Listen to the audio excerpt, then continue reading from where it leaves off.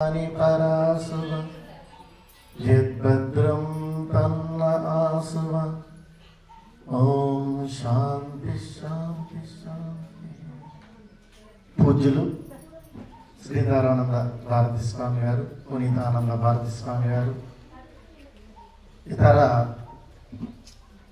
ముఖ్య వ్యక్తులు అందరికీ నమస్తే. భగవద్గీతలోని చాలా విషయాల గురించి ఇంతవరకు మనకు స్వామీజీ తెలియజేశారు. అందులో మొట్టమొదటిది ఉద్ధరేత్ ఆత్మనం ఆత్మానం ఆత్మానం అవసాదయే. ఆత్మానం ఆత్మనో బంధు ఆత్మానం రిపురాత్మన. ఎవరికి ఎవరు బంధు? ఆత్మానం ఆత్మనో బంధు. రిపు అంటే శత్రువు. నీకు నీవే బంధువు, నీకు నీవే శత్రువు. బయట వాళ్ళు ఉండొచ్చు బంధువులు శత్రువులు తర్వాత, కానీ మొట్టమొదటి బంధువు ఎవరు? నాకు నేనే. మొట్టమొదటి శత్రువు ఎవరు? నాకు నేనే. కానీ ఈరోజు సమాజంలో మనం చూస్తే కనుక నా దుఃఖాలకు కారణం ఎవరు? ఇట్లా వెతుకుతుంటారు. అదో మా కూతురు చెప్పినట్టు అస్సలు వినరు, అందుకోసం అని చెప్పేసి నా దుఃఖాలు, నా కొడుకు విననే వినడు, ఎవరా ఎవరా అని విన్నాడు. మా అమ్మ ఏమి ఇచ్చిన వాళ్ళు మాకు పెద్ద ఆస్తులు ఇచ్చిన, మా నాన్న ఏం సంపాదించి పెట్టేయలేదు. ఇక మా అక్కలు బాగా విసిగిస్తుంటారు. నా దుఃఖాలకు కారణం ఎవరు? ఏం చూపిస్తున్నాము? ఒక్క వేళ్ళు ఎదుటి వాళ్ళని చూపిస్తున్నాం, ఇంకా 4 వేలు ఎటు చూపిస్తున్నాయి? ఎటువైపు చూపిస్తున్నాయి? అరే పిచ్చోడా, ఇటు రాదు, ఇటు వెతకడం ఆపేసేయి, ఎటు చూపించు, నీకు చూసుకో. నీ దుఃఖానికి కారణము ఈ 4 వేలు నీవే తీస్తున్నాయి, నువ్వే కారణం. 80% నువ్వే, 20% ఉంటే ఉండొచ్చు. ఈ 80% నిన్ను నీవు ఉద్ధరించుకో అని చెప్తుంది కృష్ణ భగవానుడు. నిన్ను నువ్వు ఉద్ధరించుకుంటే కనుక బయట అన్ని చిన్న చిన్న అనిపిస్తాయి, అసలు ఏం అనిపి నీ మనల్ని మనం ఉద్ధరించుకుంటే. నేను అంటే ఎవరు? మరి ఎవరు? మనం అనండి అందరు. నేను అనగా ఆత్మ, నేను అనగా మనమందరం ఎవరము? శరీరాలమా? శరీరాలం అయితే మొన్న మా నాన్న చనిపోయినప్పుడు నేనే స్వయంగా నాట పెట్టేసిన, కాలబెడుతుంటినా. శరీరం అయితే జాగ్రత్తగా బీరువాలో లేకపోతే ఫ్రిడ్జ్లో ఉంచుకుంటుండి. అంటే ఈ శరీరము నేను కాదు. నేనెవరు? గట్టిగానండి, నేనెవరు? ఆత్మ. ఈ ఆత్మ యొక్క సాధనము శరీరం, ఆస్తి. ఈ ఆత్మ యొక్క సాధనం మనస్సు, ఈ ఆత్మ యొక్క సాధనము బుద్ధి. ఈ మనస్సు దీని గురించి చాలా చక్కగా చెప్పాడు కృష్ణ భగవానుడు. సంశయం మహాబాహో మనో దుర్నిగ్రహం చలం అభ్యాసేన తు కౌంతేయ వైరాగ్యేన చ గృహ్యతే. ఇది చాలా కష్టం. చంచలం హి మనః కృష్ణ ప్రమాది, చాలా డేంజర్ ఇది, బలవంతమైనది, దృఢమైనది. దీన్ని బట్టే మన ఏవ మనుష్యానాం కారణం బంధమోక్షయో. మనస్సే మన బంధనానికి కారణానికి మోక్షానికి కారణం ఏంటిది? మనస్సే. మనస్సు మన ఆధీనంలో ఉంటే మోక్షం, మనస్సు ఆధీనంలో మనం ఉంటే బంధనం, రోగము, దుఃఖము. మరి మనము దినచర్యలో మనస్సు ఆధీనంలో ఉంటున్నామా? మన ఆధీనంలో మనస్సు ఉంటుందా? మనసాధీనంలోనే ఉంటున్నాం. కాబట్టి దుఃఖం. అది చెప్పినట్టు మనం కాదు, మనం చెప్పినట్టు అది వినేటట్టు ఎట్లా చేయాలని చెప్తుండ్రు? అభ్యాస వైరాగ్యాలు. ఏంటి అభ్యాస? పతంజలి మహర్షి ఏమని చెప్పిండు? ఎత్ర స్థితౌ తత్న అభ్యాస అనండి అన్నాను. ఎత్ర స్థితౌ తత్న అభ్యాస. వైరాగ్యం అంటే ఏంటిది? దృశ్యానుశ్రవిక విషయ వితృష్ణస్య వశీకార సంజ్ఞ వైరాగ్యం. అది వైరాగ్యం ఉండాలంటే అభ్యాసం ఉండాలి. ఏం అభ్యాసం ఉండాలి? ఉదయం పొద్దున తొందరగా 4 గంటలకు, 4:30, ఇంకా లేదంటే 5, ఇంకా ఈ రోజు కాలంలో 6, ఇంకా ఎక్స్ప్రెషన్ లేదు, ఎక్స్క్యూజ్ లేదు, 7, 8 లేదు. ఏముండాలి? అభ్యాసం ఉండాలి. మరి దీనికి అభ్యాసం కావాలంటే ఏం కావాలి? దానికి అనుకూలమైన వైరాగ్యం ఉండాలి. ఎట్లయితే వైరాగ్యము? రాత్రి తొందరగా పడుకోవాలి. మరి తొందరగా పడుకోవాలంటే దృశ్యానుశ్రవిక, కళ్ళకు ఆ సెల్ ఫోన్ లాగుతున్నది, స్టేటస్లో ఏమున్నాయో చూడాలి, ఫేస్బుక్లో ఏమొస్తున్నాయో చూడాలి, ట్విట్టర్లో ఏమున్నాయో చూడాలి. అది ఎగ్జామ్ ప్రిపేర్ అయ్యి రోజు మొత్తం చూడాలి. ఇంకా స్టేటస్ అసలే చూడలేదు రోజు. అది మొత్తం అయిపోయేదాకా 11 కానీ 12 కానీ దాని మీద వైరాగ్యం ఉండాలి. పక్కపడి టీవీ లాగుతుంటాయి తల్లులకైతే బాగా అబ్బ ఎప్పటిదాకా వస్తుంటాయి సీరియల్స్ 11, 12 సరే నడుస్తూనే ఉంటాయి. దాని పట్ల వైరాగ్యం ఉండాలి. ఎట్లా వైరాగ్యం వస్తుంది? అది కూడా ఒక మీ రాగము, ఉత్కృష్టమైన రాగము. నేను ఇంతసేపు సీరియల్ చూసినా నాకు కలిగిన లాభం ఏంటిది ఒకసారి వేరే చేసుకోవాలి. ఇంతసేపు సెల్ ఫోన్ చూసుకున్నా నాకు కలిగిన లాభం ఏంటిది? విరాగము, విశేష రాగం ఏమొచ్చింది నాకు? అదే ఇక్కడ 2 గంటలు కూర్చున్నాము, వచ్చింది ఆ లాభం ఏమన్నా? వచ్చింది. కొన్ని విషయాలు విన్నాము, అవునా? కొద్ది సమయాన్ని సద్వినియోగం చేసుకున్నాం, అవునా? ఇది అభ్యాసం. ఇలా రావాలి అనుకోవడము అభ్యాసము. ఇదే రోజు సండే. సండే అంటే ఏంటిది? ఏం దావా చేసుకుందాం మామ మరి అది అట్లా అవుతున్నది. అటువైపు దూరం చేసుకోవడము వైరాగ్యం, ఇటు రావాలి అనుకోవడము అభ్యాసము. పుస్తకాలు చదవాలి, పొద్దులేవగానే మంచి మంచి పుస్తకాలు చదవాలి, వ్యాయామం చేయాలి, యోగా చేయాలి, వాకింగ్ చేయాలి. ఏంటిది? అభ్యాసము. నవలలు చదవద్దు. పనికిరాని ఫోన్లో మాట్లాడుతుంటారు. అయితే అబ్బాబ్బాబ్బా వాళ్ళని చూస్తుంటే మీ ఓపిక పెంచుకోవాలి. బాబా గంట సేపు అయినా కానీ ఇంకా వస్తూనే ఉంటాయి. మైక్ సరే మరి మైక్ ఇస్తే మాట్లాడు అంటే 2 నిమిషాలు మాట్లాడలేదు. ఇక ఫోన్లో మాత్రము అటుపక్క వాళ్ళే ఇటుపక్క వాళ్ళే ఎంగ వాళ్ళే మేనత్త మేనమామ ఉంచట్టు వాళ్ళ కోసం వీళ్ళిద్దరు కూడా లొల్లి పెట్టుకుంటారు. మొన్న ఒక స్వామీజీ ఉపన్యాసాలు చెప్తున్నాడు, మనిషి దుఃఖానికి కారణం 70% కారణం ఏంటంటే ఇతరుల గురించి ఆలోచించడం, తన గురించి కాదు. మా బంధువుల ఇంట్లో అప్పుడప్పుడు గొడవలు అయితే గట్టి వినిపిస్తుంటాయి. పోయిన తర్వాత ఎందుకు అసలు పరిష్కారం చేద్దామని, నువ్వేమన్నా అన్నావా, నీకేమైంది, నువ్వేమంటే మా ఇద్దరిది ఏం లేదు. ఏది? వాళ్ళ తమ్ముడు గురించి ఈమెదో అన్నది మా బామ్మదిన నింద కూడా కేర్ చేయడం అని చెప్పేసి పర్లేదు అన్నాడు. ఏ స్టార్ట్ అయింది ఇద్దరి మధ్యన. అంటే యుద్ధాలు రావడానికి కారణం ఏంటిదంటే పనికిరాని విషయాల గురించి మాట్లాడడం. కాబట్టి అభ్యాసము ఏం కావాలి? మంచి విషయాలను మాట్లాడము అభ్యాసం చేయాలి. మంచి పదార్థాలను తినడము అభ్యాసం చేసుకోవాలి. పనికిరాని తినకూడదు, వైరాగ్యం చేసుకోవాలి. అదే చెప్పింది కదా, ఇంత బాగా చెప్పింది. యుక్తాహార విహారస్య యుక్త చేష్టస్య కర్మసు యుక్త స్వప్నావబోధస్య యోగోబోధి దుఃఖ. అటువంటి యోగికి దుఃఖం ఇక్కడిది. 3 మూల స్తంభాలట. త్రయోపస్తంభాః. ఏంటి అనండి? త్రయోపస్తంభాః. ఆహార, నిద్ర, బ్రహ్మచర్యంశ. 3 మూల స్తంభాలు మానవ జీవితానికి. ఆహారం, కృష్ణుడు కూడా అదే చెప్పిండు. యుక్తాహారము. నీ శరీరానికి ఏది సూటబుల్, ఏది అనుకూలమైనటువంటి ఆహారం. ముసలి వాళ్ళు అదే తింటున్నారు, చిన్నపిల్లలు అదే తింటున్నారు, గృహస్థులు అదే తింటున్నారు. ఇంట్లో ఉన్న వాళ్ళందరికీ ఒకటే బస్ కిచిడి వేసేసి తాల్పన్నం వేసేసి, అరే వాడు చిన్నపిల్లగాడు వాడికి అరుగుతుందా, వేసేయి నూనెలో గొలిచ్చింది మంచూరియా అని అందరు కలిపి. అరే ఆయన ముసలైన వాడికి అడుగుతా ఏం పని చేస్తుంది, అరుగుతుందా? లేదు, అందరూ అవి తినేసారు. కాదు, ఈ చలికాలము జీర్ణకోశం తక్కువ ఉంటుంది, ఆకలి తక్కువ ఉంటుంది, తక్కువ తిను, ఒక పూట తక్కువ తిను, తినకున్నా సరే పండ్ల మీద ఉండు. ఎండాకాలం ఏం తింటానో అప్పుడు ఇది అనేది తింటా, అన్ని కాలం 3 పూటలు తింటా. యుక్తాహారం. యుక్త చేష్టస్య కర్మసు. యువకుడు బాగా కష్టం చేయు, పొద్దున నుండి రాత్రి దాకా పని చేయు. చలో వృద్ధాప్యం వచ్చింది, రిటైర్ వచ్చింది, తక్కువ పని. యుక్త చేష్టస్య కర్మసు యుక్త స్వప్నావబోధస్య. ఎంతసేపు పడుకోవాలి చెప్పింది చక్కగా 6 గంటలు, పిల్లలైతే 10 గంటలు. అంటే ఏ రకంగా జీవించాలో మనకు భగవద్గీతలో చాలా విషయాలు చెప్పాడు. మనస్సు దుఃఖేష అనుద్విగ్మన సుఖేషు విగత స్పృహ వీత రాగ భయక్రోధ స్థిత నిర్మునరుచ్యతే. దుఃఖం అప్పుడు, సుఖం అప్పుడు, ఎప్పుడు సమానంగా ఉండు. ధ్యాయతో విషయాన్ పుంసః సంగస్తేషుపజాయతే సంగాత్ సంజాయతే కామః కామాత్ క్రోధో విజాయతే క్రోధాత్ భవతి సమ్మోహ సమ్మోహాత్ స్మృతి నిభ్రమః స్మృతి భ్రంశాత్ బుద్ధినాశో బుద్ధినాశాత్ ప్రణశ్యతి బుద్ధినాశ ప్రణశ్యతి. బుద్ధి నశించిందంటే సర్వం నశించినట్టు. ధ్యాయతో విషయాన్ని పురుష, ఒక్కసారి దాని ధ్యాస వచ్చేసిందంటే నాకు ఎన్నోసార్లు అనుభవం అయింది.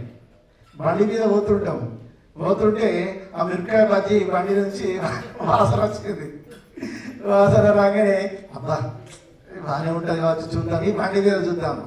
ధ్యాయతో విషయాన్ని పురుష సంఘశేషపాజాయితే, దాని మీద ఏమైపోయింది, అట్రాక్షన్ కనెక్షన్ ఏర్పడ్డది. బండి ఆటోమేటిక్గా అయిపోయింది, ఆటోమేటిక్గా బ్రేక్ పడ్డది. ఏమైంది, పోయినాము తిన్నాము మిరపకాయ బజ్జి. సంఘశేషోపజాయతే సంజాయతే కామ, దాంతో ఏమైంది, కోరిక స్టార్ట్ అయింది. అరే ఇది బాగానే ఉంటది, కారం కారము కొద్దిగా మసాలా చట్నీ, ఇది బాగానే ఉంటది. సంఘ కామ క్రోధ్.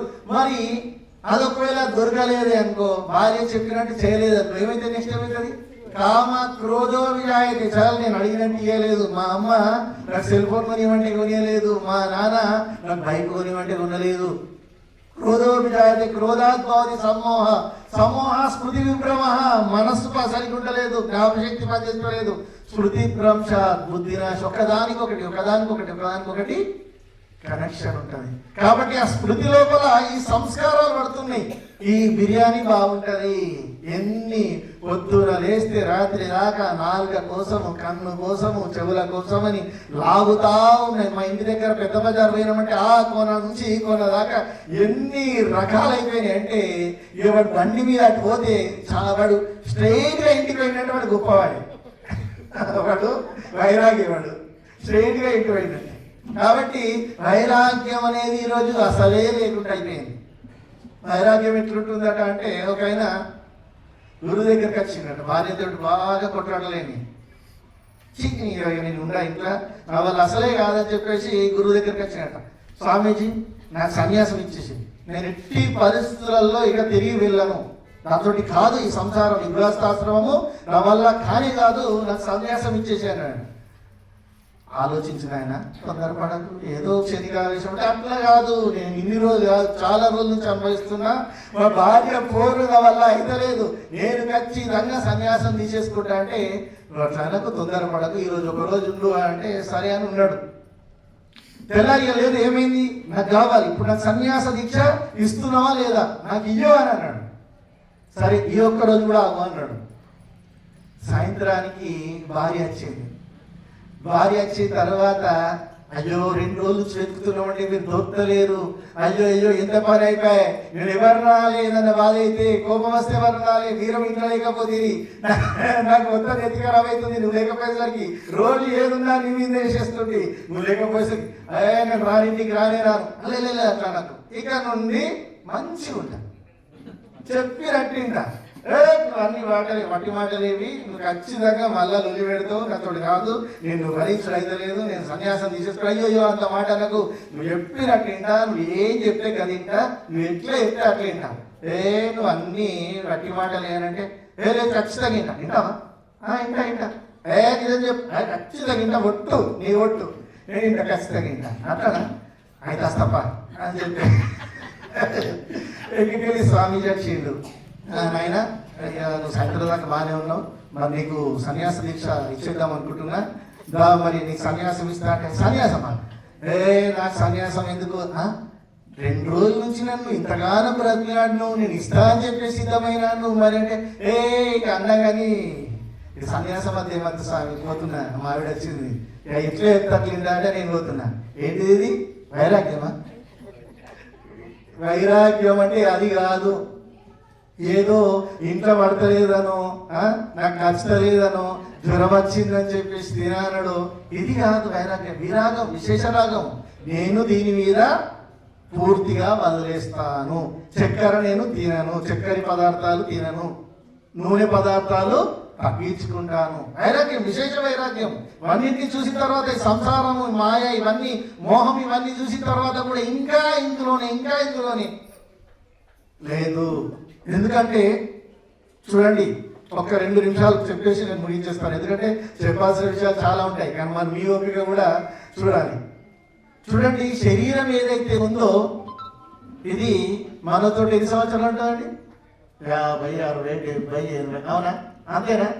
కానీ లోపల ఉన్నటువంటి మనస్సు ఎప్పుడు ఇచ్చిండు పరమాత్ముడు?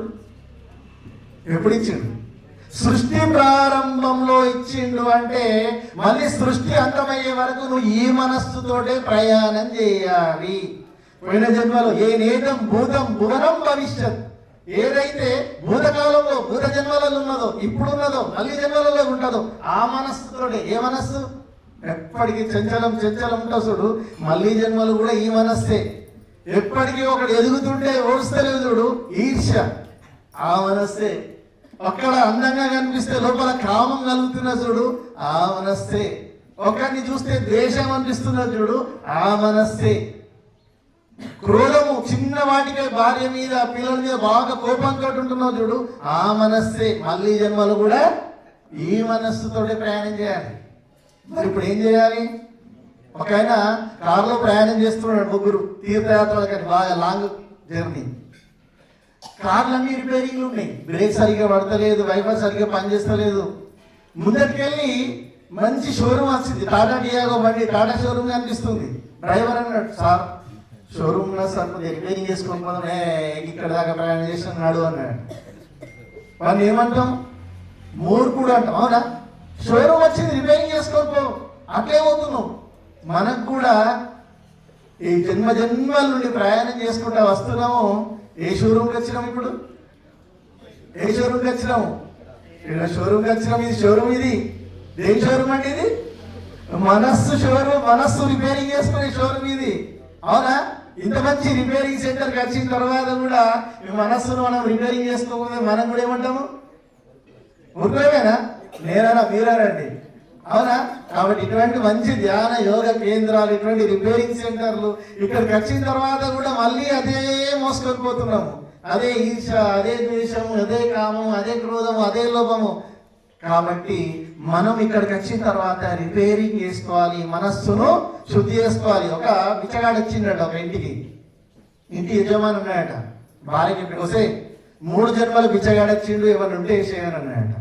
ఏమన్నాడు? 3 జన్మలు బిచ్చగాడు వచ్చిండు, ఏమన్నా ఉంటే వేసేయనంట. ఆమె ఇల్లాలు అన్నం ఎదుటే వేసేసింది. వేసిన తర్వాత వాడు అన్నాడు, అన్ని బాగానే ఉన్నాయి, మంచి దానం చేసింది, కానీ ఈ 3 జన్మల బిచ్చగాడు ఎందుకన్నా నాకు అర్థం కాలేదయ్యా, నాకు ఇది కొద్దిగా బాధ అవుతున్నది అన్నాడట. అని అంటే, అయ్యో ఏమనుకోకరా, నేను కావాలని లేదు, కాళ్ళు చేతులు అన్ని మంచిగానే ఉన్నాయి, అయినా అడుక్కుంటున్నాను. అంటే ఏంటిది? ఇది ఈ జన్మల కాదు, నీ స్వభావము. నువ్వు పోయిన జన్మలు కూడా ఎవరు? బిచ్చగానే. పోనీ ఇప్పుడన్నా మారుతావా అంటే ఇప్పుడు కూడా మారేటట్టు లేవు, నువ్వు మళ్ళా జన్మలు కూడా బిచ్చగాడే. అందుకని 3 జన్మల బిచ్చగాడన్న. అసలు నిజానికి 3 కాదు, 30 జన్మల బిచ్చగాడి నువ్వు. ఇప్పటికి కూడా నువ్వు మారాలి, మారకపోతే నువ్వు మళ్ళీ జన్మలు కూడా ఎట్లా పుడతావు?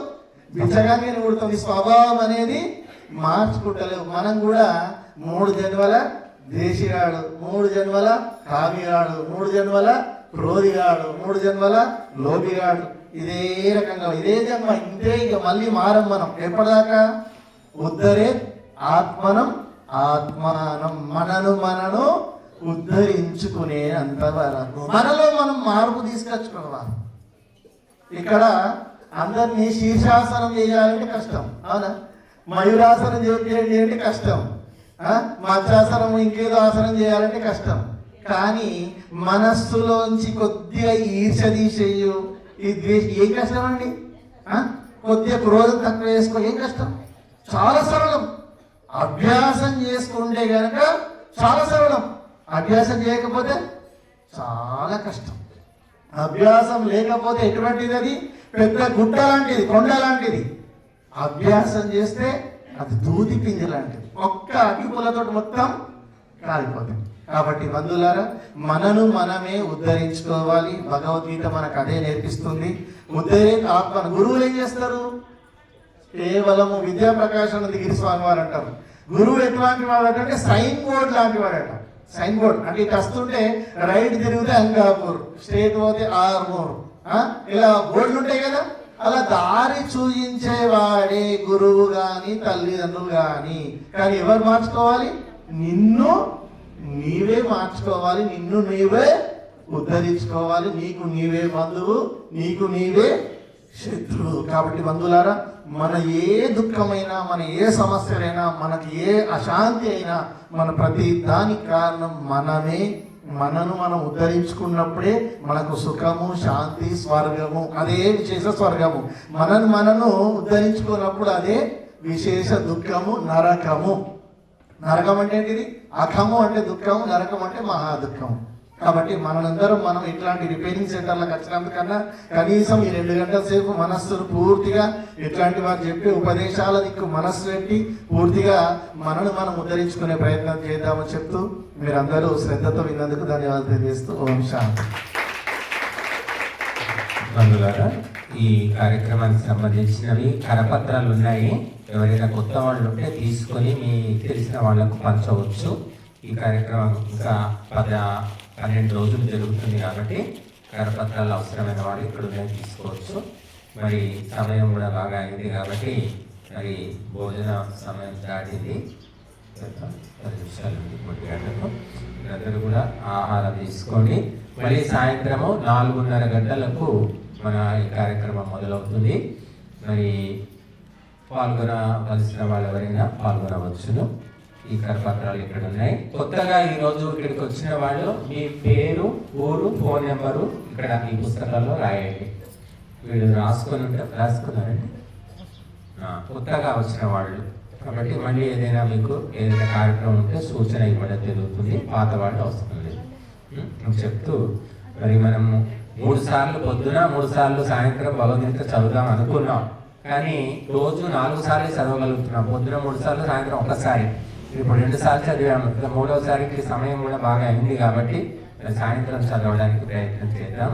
ఇప్పుడు శాంతి పాఠంతో కార్యక్రమాన్ని ముగిస్తాం. ఓం యో శాంతిరంతరిక్షం శాంతి పృథివీ శాంతిరాపః శాంతిరోషధయః శాంతిః वनस्पतयः शान्तिर्विश्वे देवाः शान्ति ब्रह्म शान्ति सर्वं शान्तिः शान्तिरेव शान्ति सामा शान्तिरेधि ॐ शान्तिः शान्तिः शान्तिः। भारत माता की, गो माता की, वेद माता की, माँ श्री दयानंद सरस्वती की, गुरु वेदानंद सरस्वती की, स्वामी श्रद्धानंद सरस्वती की, सभीभ्यो नमस्ते। ఈ కార్యక్రమాలన్నీ కూడా మీరు మళ్ళీ వినాలి, చూడాలి అనుకుంటే యూట్యూబ్లో దేవయానం ఛానల్లో వస్తాయి. అందులో ఉన్నాయని కూడా, కాబట్టి అందరూ కూడా చూడవచ్చు. DEVAYANAM Devayanam YouTube channel.